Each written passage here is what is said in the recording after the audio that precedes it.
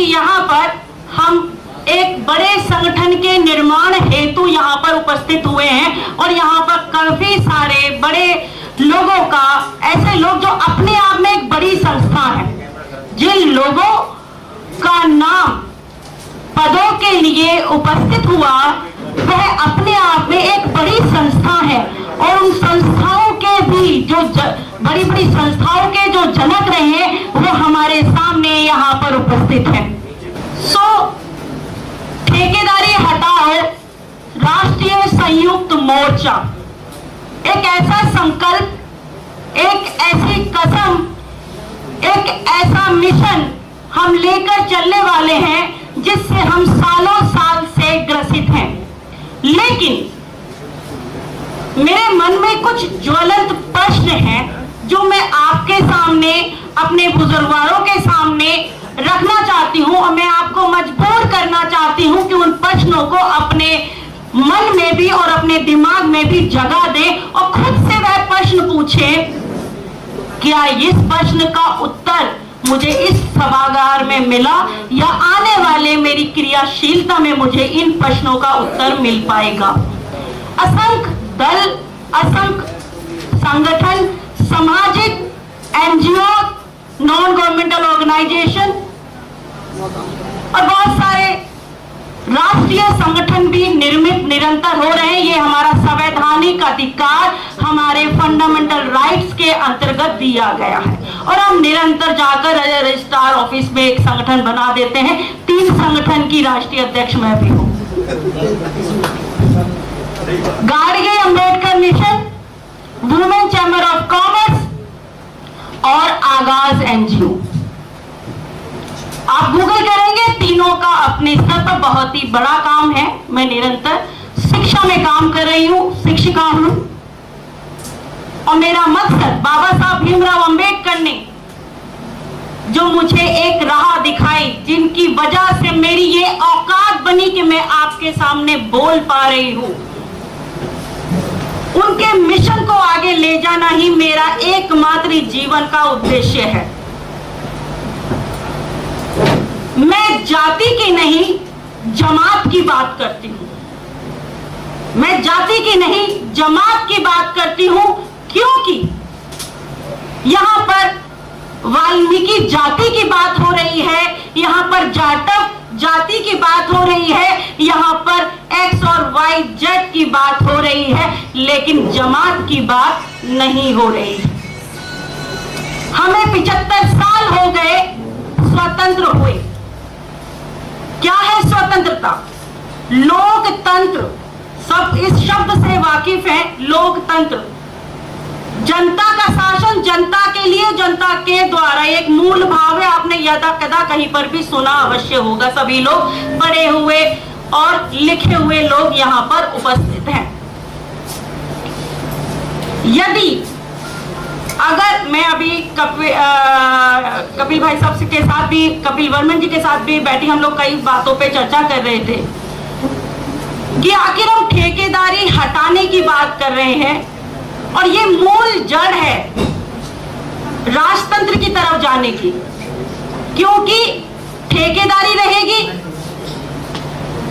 निजीकरण होगा और निजीकरण के बाद पूंजीवाद की स्थापना होगी और पूंजीवाद राजतंत्र को जन्म देगा।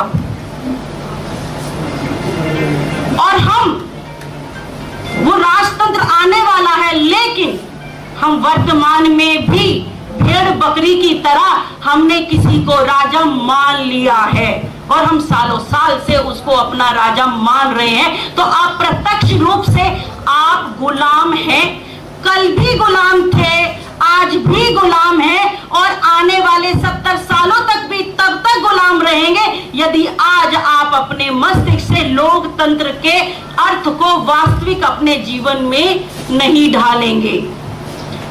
फंडामेंटल राइट, बाबा साहब भीमराव अंबेडकर के संविधान की बात सभी करते हैं। कितने लोग यहाँ पर उपस्थित हैं, उन्होंने छोटी सी पुस्तिका, बड़ा वाला संविधान की बात नहीं कर रही हूँ। फंडामेंटल राइट, मौलिक अधिकार 6 हैं। उन 6 अधिकारों के बारे में कोई खड़ा होकर यहाँ इस सभागार में खड़े होकर बताए कि कौन कौन से फंडामेंटल राइट हैं। कौन कौन से मौलिक अधिकार हैं? कोई एक यहाँ पे सभी पढ़े लिखे लोग, एडवोकेट सब लोग बैठे हुए हैं। एडवोकेट का तो काम है फंडामेंटल राइट पे काम करना, तो उनको तो पता होगा, लेकिन आपको और मुझे पता होना चाहिए। और जब आपको और मुझे पता होगा तो जसवंत जैसे मेरे भाई को हम बता पाएंगे, और उसके संघर्ष को, उसके अंदर आग बहुत है, हम उसकी आग को सही वास्तव में इस्तेमाल करेंगे। यदि उस आग को चाहे तो हम पूरा समाज जला सकते हैं, और चाहे तो उस आग से हम एक नया निर्माण कर सकते हैं। और ये आग हमारे युवा पीढ़ी में बहुत लगी हुई है और उनको सही दिशा नहीं मिल रही है।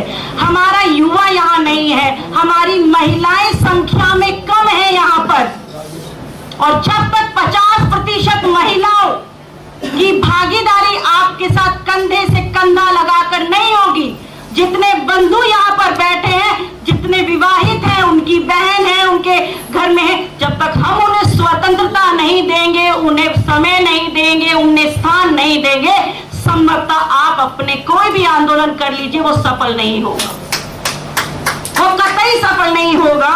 क्योंकि हमें उनको शिक्षित करना है, हमें उन्हें उन उद्देश्यों को प्राप्त करने के लिए लेकर जाना है जो उद्देश्य हम चाहते हैं। मेरे कुछ ज्वलंत प्रश्न मैंने आपके समक्ष रखे थे।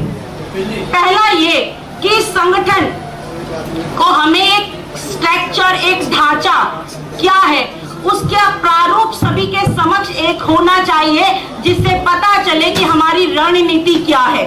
मैं ऐसा मानती हूं कि हमें ठेकेदारी हटाओ जो संयुक्त मोर्चा बना है, उसके अंतर्गत बहुत डीसी कपिल भाई साहब मतलब ये 6 महीने से काम नहीं कर रहे हैं, मैं इनको सालों साल से जानती हूँ, और इनके अंतर्गत जो चीज एक स्ट्रक्चर जो पहले से है वो सिर्फ अब क्रियान्वित होना शुरू हुआ है।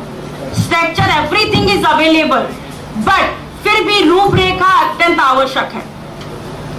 हमें पता होना चाहिए कि जो हमारे बंधु काम हमारे ही लोग कर रहे हैं, लेकिन वो गुलाम बन गए। काम हमारे ही लोग कर रहे हैं, लेकिन उन्हें तनख्वाह पूरी नहीं मिल रही है।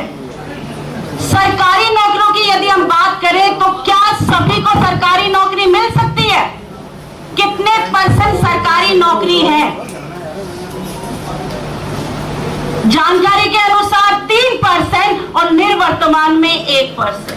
सब समाज की बात करते हैं, सब समाज के अंदर जो मूल समस्या है उनको समाहित करने की आवश्यकता है। तो हम जब यहाँ से बात करें तो हम विशेष एक समुदाय की बात ना करें, क्योंकि हम बहुजन समाज की बात करें, सब समाज की बात करें और उनके हितों की बात कर रहे हैं। ये एक चीज मैं हमारे जो वक्ता नेतृत्व कर रहे हैं, मैं उनके बारे में मैं कहना चाह रही हूँ कि हम अपने एजेंडों पे उन चीज को भी सम्मिलित करें। That is important. उसके बाद last but not the least, ठेकेदारी हटाओ राष्ट्रीय संयुक्त मोर्चा की पहली बैठक से, और ये निरंतर जो अनंत तक बैठक चलेंगी और जो भी कार्रवाई होगी, उस हर मूवमेंट का डॉक्टर चंद्रकांता के माथुर पहले रो में ही आपको दिखेगी कि चाहे वो आंदोलन करना हो, भाई ने लाठियां खाई ले तो हम भी खाने के लिए तैयार हैं।